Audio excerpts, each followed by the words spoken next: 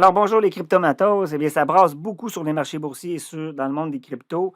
Donc, on se retrouve immédiatement après la petite intro.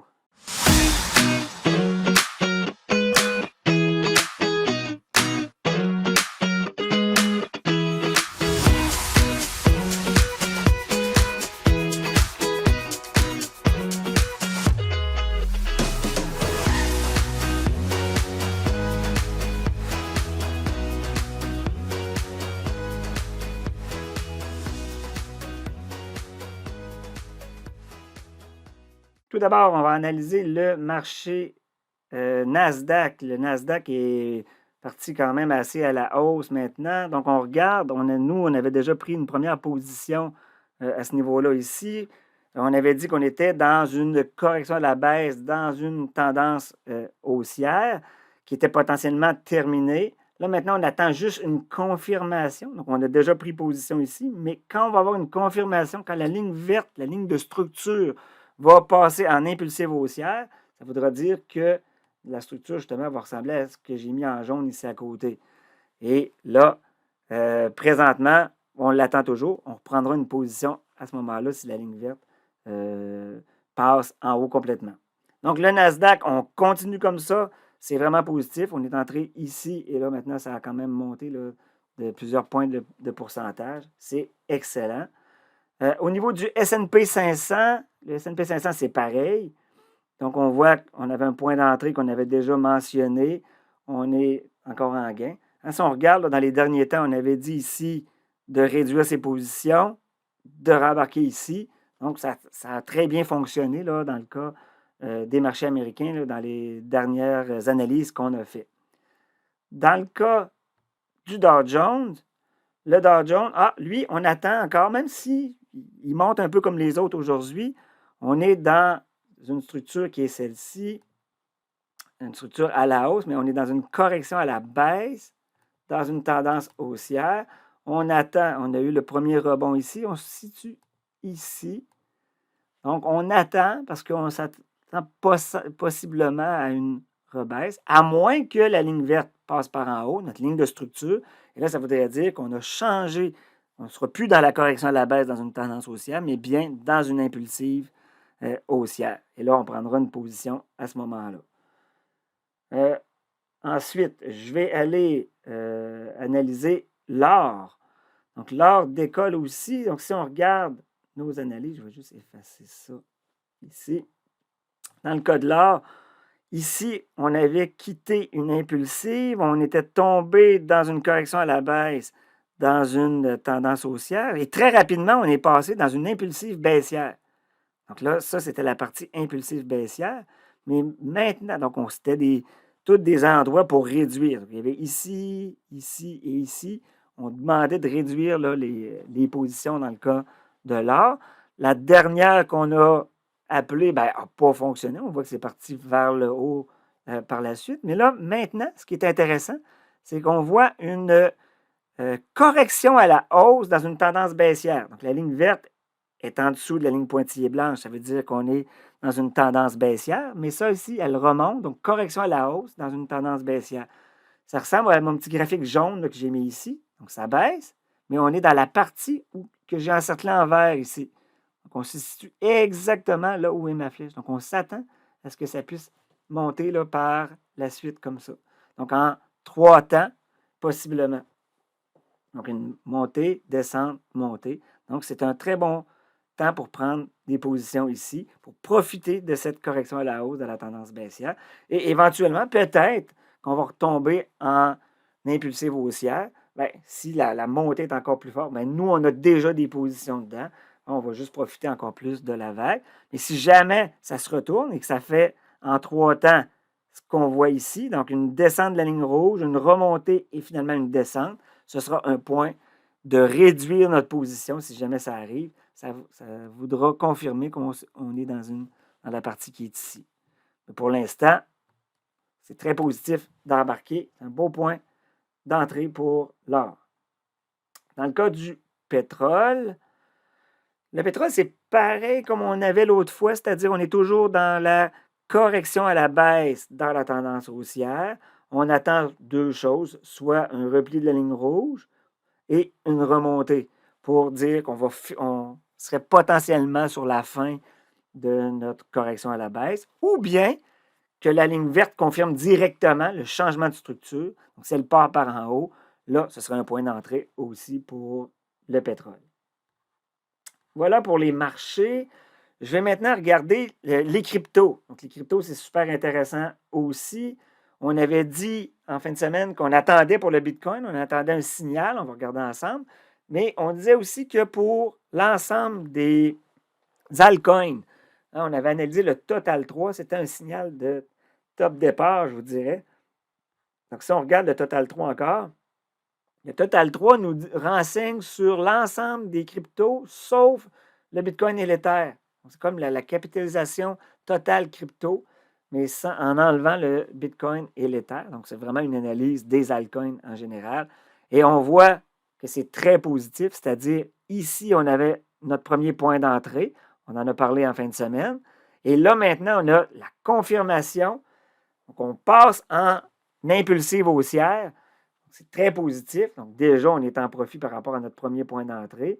Et là, si vous trouvez que c'est déjà rendu trop haut, que ça a monté trop d'un coup, bien, on peut attendre le premier repli qui va faire. Donc, si ma ligne rouge, par exemple, fait ça et finit par redescendre d'une coche comme ça, là, bien, ça ici, ce serait un bon point d'entrée. Je vais la mettre en rouge.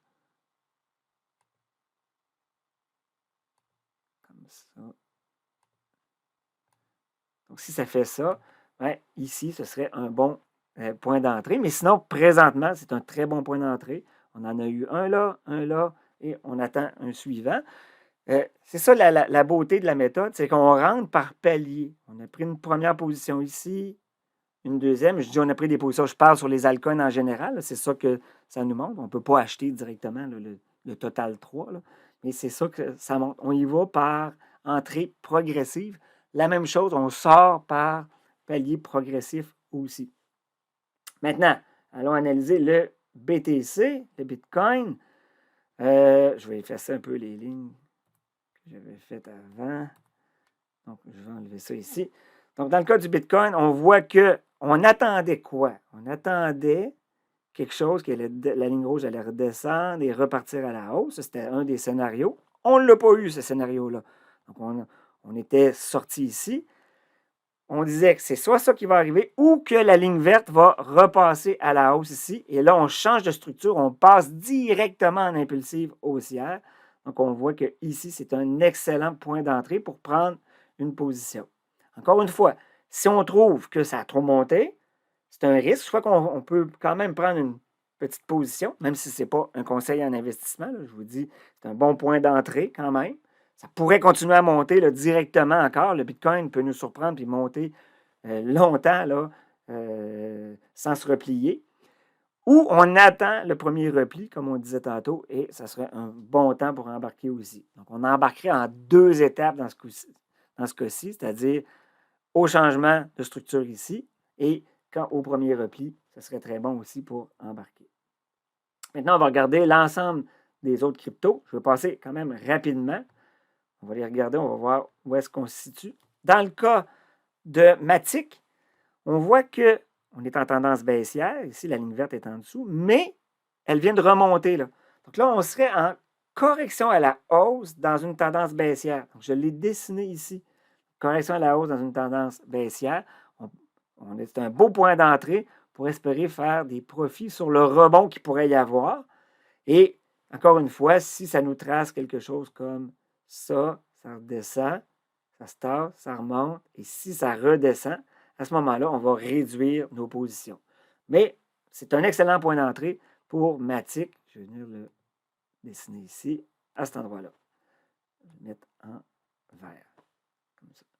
Dans le cas de Dogecoin, lui, il est en correction à la baisse dans une tendance haussière. On attend. On est un peu comme on était dans le Bitcoin l'autre fois. On attend. On n'a pas eu de confirmation encore, ni de changement de structure, c'est-à-dire la ligne verte n'est pas passée par-dessus.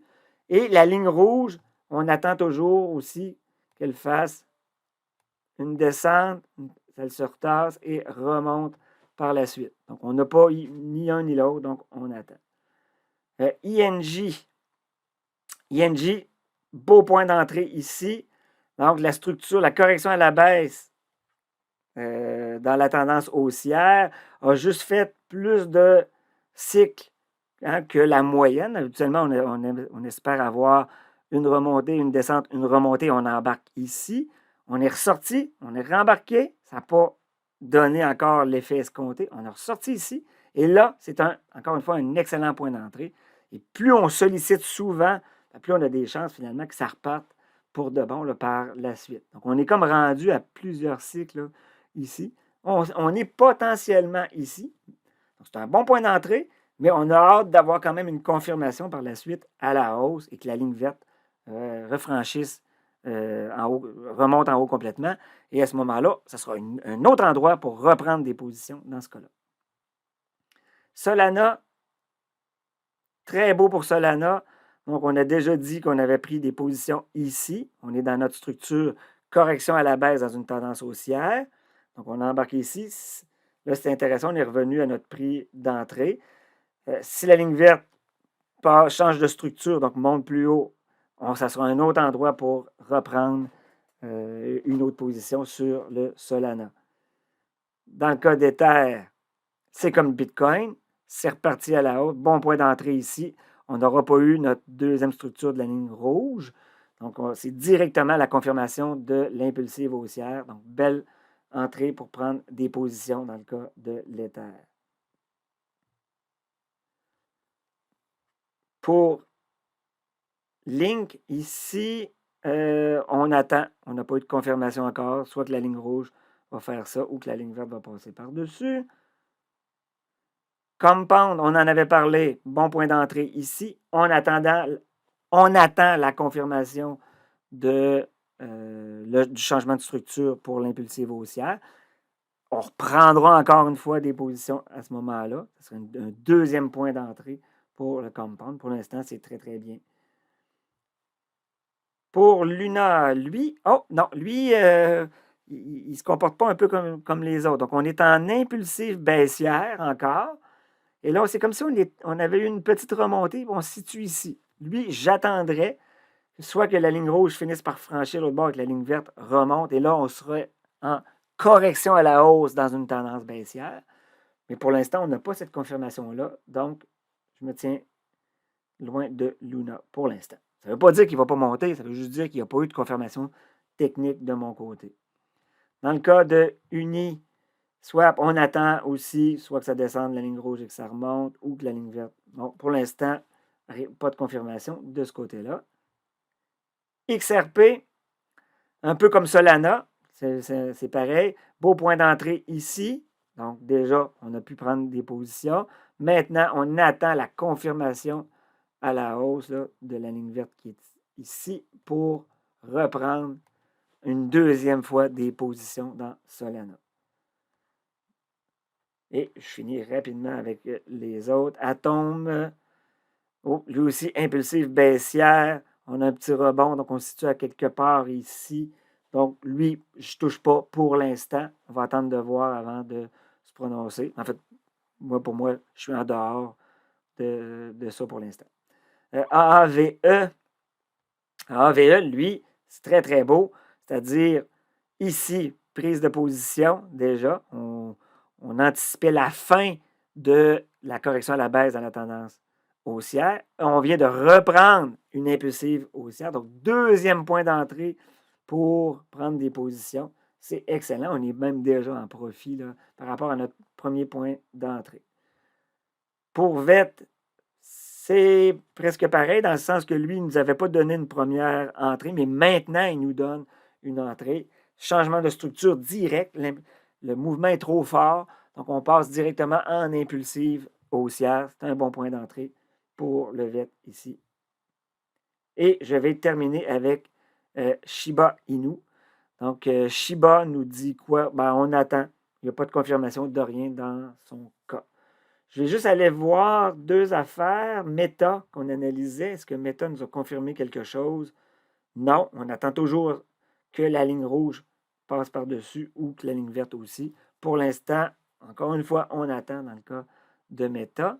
Et certains m'avaient demandé d'analyser Coinbase. Coinbase nous donne ici de quoi d'intéressant. OK, ça monte quand même assez fort, mais qu'est-ce que ça nous dit? On est dans une correction encore à la baisse dans une tendance haussière. Donc, on est dans la partie qui est ici, là.